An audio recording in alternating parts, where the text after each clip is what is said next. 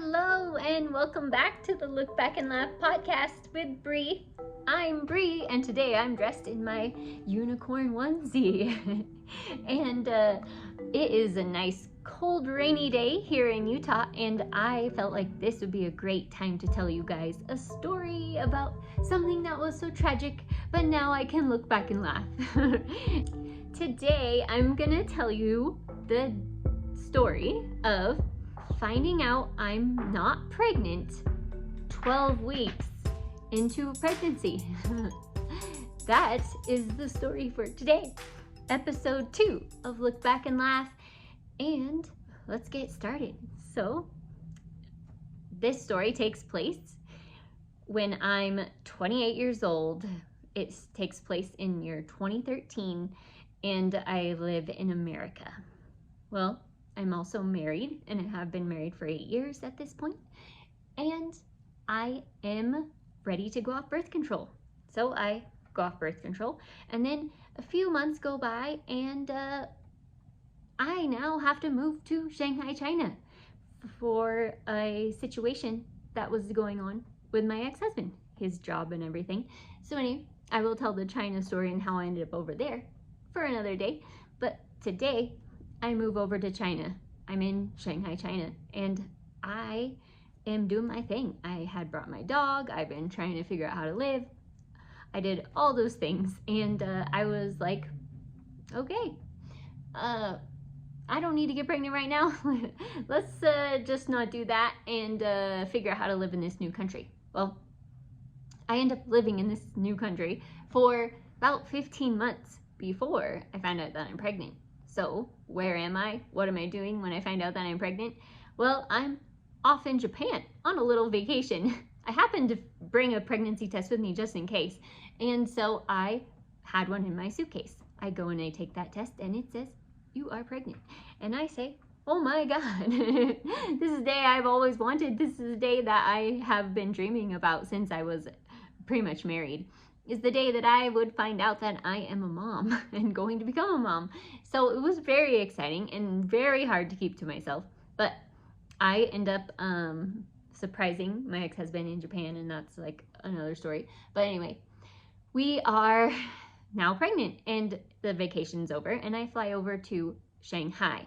I get a doctor, and I have my first doctor's appointment. I go to this doctor's appointment, and they tell me, hey, that's great that you got a positive pregnancy test, and guess what? Your first ultrasound will be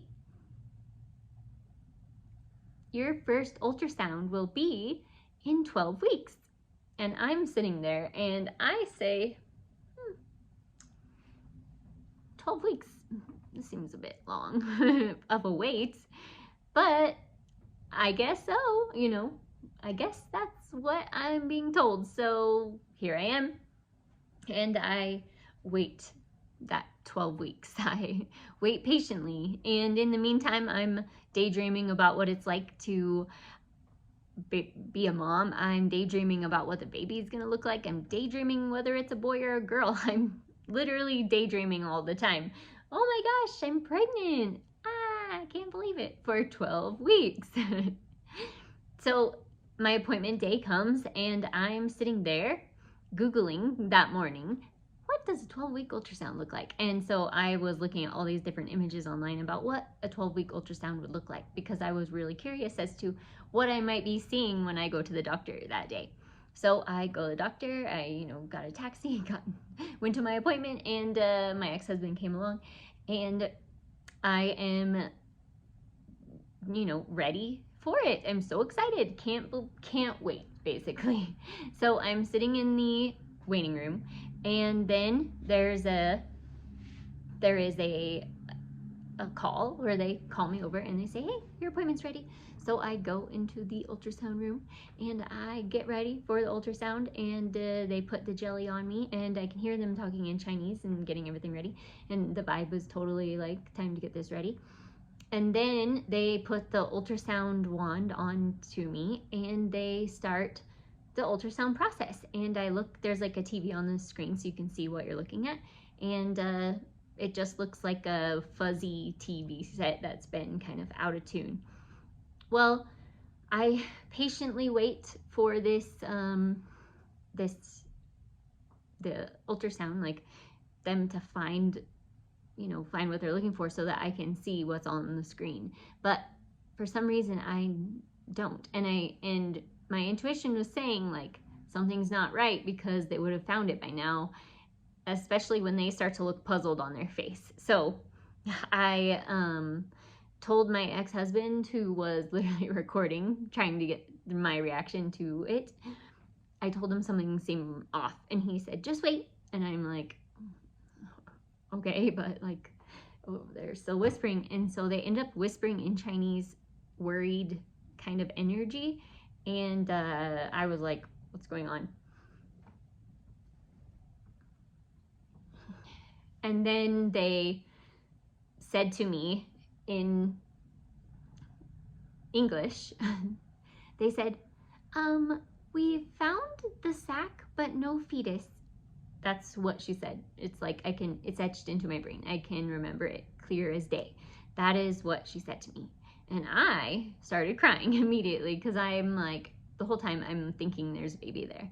And to find out that there's nothing inside of me, no baby there, after 12 weeks of literally imagining it growing inside of me, I was devastated. I was like, this sucks, right? I was crying, whatever.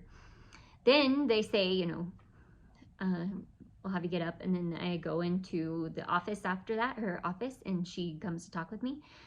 The vibe she was putting out is that she feels sorry to hear for my situation, but basically was pretty no emotion, just like, now what would you like to do kind of thing. And so that was interesting because I've never had this experience happen to me or anything like that, so it was definitely new. And the doctor was like not emotional about it, and slightly empathetic, but not really. And so I remember thinking like, wow, it's just not that big of a deal, I guess. But they did offer me some different options for how I would proceed, and I ended up choosing, it was either between Western medicine or Chinese medicine that I could choose, and I chose the Chinese medicine because it seemed like the safer option. It's more natural and herbal. And so they sent me home with some kind of herbal drink that I would drink for like 3 days in a row, and so I drank that. I remember it didn't taste very good, but it definitely tasted like herbs. So not horrible, but definitely not yummy. And then I remember about 7 days, maybe after my doctor's appointment, I had begun miscarriage at like 3 in the morning. So that's what ended up happening, and the miscarriage happened at 3 in the morning, and I remember crying because it was painful and because I was emotionally upset as well. Like, no one wants to find out that they've been believing a lie, and that is basically how it felt. It felt like I believed in Santa Claus again, and Santa Claus is not real, and I was duped. But obviously there's nothing I can do about it, right? There's nobody to blame. There's nobody to cry to. I mean, I just remember being like, okay, well, I will just take this loss and move forward, because the last thing that I want to do is make life harder for me by just focusing on the things I can't control. Like, how come this happened to me, and like focusing on the why me versus what are we going to do to make this better so that I don't have to experience this again. And so anyway, long story, that's pretty much the story, but the learnings, what I learned about it. So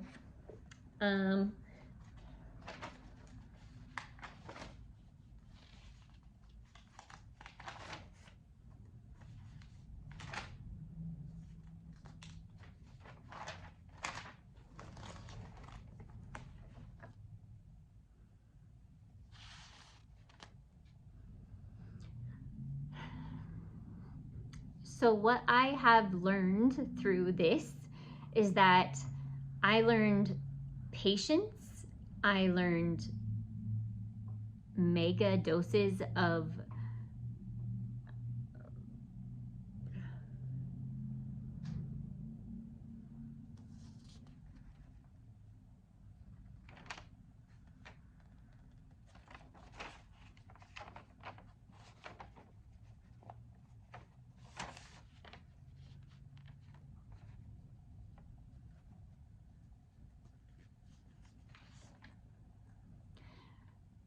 so the things that I learned from this are so many that I literally am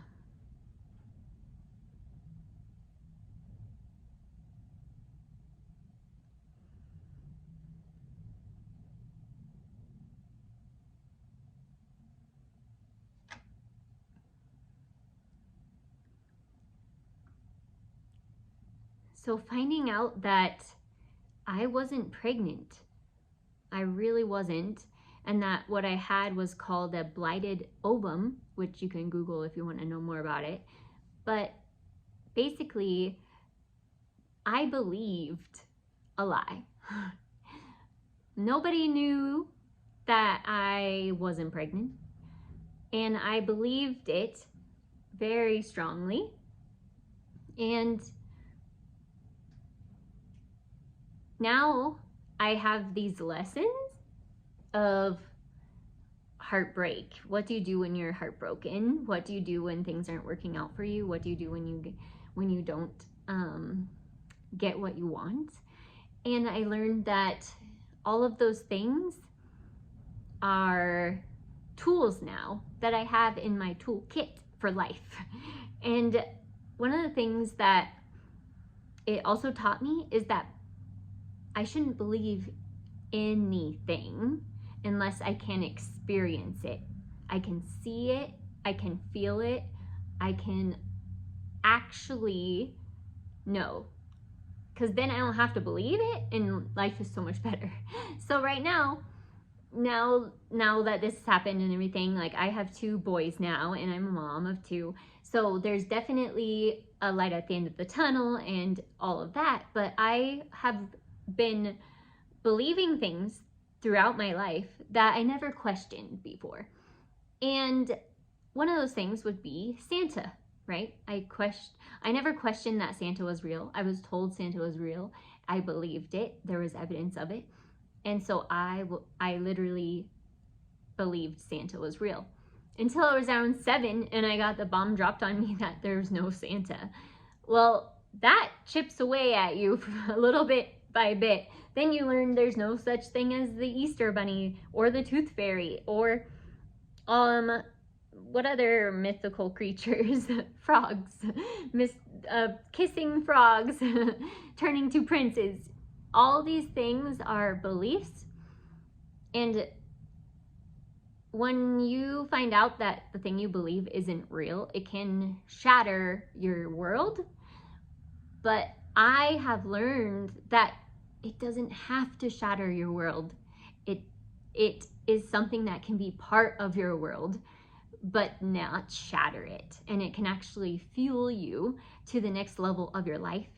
And knowing that heartbreak, struggle, sadness, those things can be tools to rocket you to the other side of your personal growth, then when they come, it's not as big of a sting. It's really actually fun. But in the moment, your heart is literally broken. You feel like you're going to die. But when you think about it and you look at it on the other side now, this has happened, like 8 years ago. Like it was a really long time ago. So now I'm looking back and I'm laughing. I'm like, oh my gosh, that was horrendous. I'm glad I don't have to deal with that again, and it's kind of crazy how time moves on and you do your own thing. And then one day you can look back and you can go, and you can look back and laugh. So, with that said, I want to remind you that nothing is permanent. This too shall pass, and one day you will look back and laugh. Have a wonderful day.